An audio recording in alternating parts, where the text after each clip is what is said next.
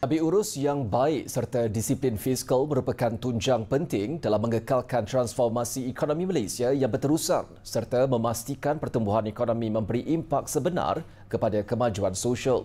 Perdana Menteri Datuk Seri Anwar Ibrahim berkata, agenda reformasi dan transformasi kerajaan tidak akan berjaya tanpa terlebih dahulu menangani isu-isu berakar umbi seperti rasuah, kebocoran dan salah urus yang telah lama menghakis sumber negara.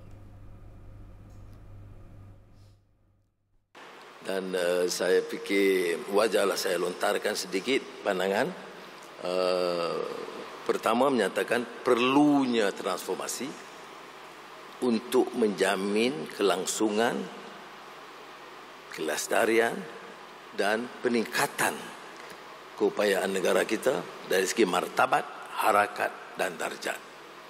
Dan keduanya membicarakan bahawa prasyaratnya ialah tata kelola pemerintahan yang harus terima secara tawaduk kelemahan-kelemahan dan perbaiki kebobrokan dalam sistem. Datuk Seri Anwar Ibrahim berkata usaha penguatkuasaan terkini oleh Suruhanjaya Pencegah Rasuah Malaysia RM, PDRM dan Lembaga Hasil Dalam Negeri membolehkan kerajaan memulihkan dana sebanyak 15.5 bilion ringgit yang diseleweng dan diseludup dalam tempoh 2 tahun. Perkara ini membuktikan melalui tabik urus yang efektif, penguatkuasaan yang teguh serta integriti yang tinggi, kebocoran dapat dicegah serta mengalihkan sumber kekayaan negara ke arah yang lebih produktif dan adil.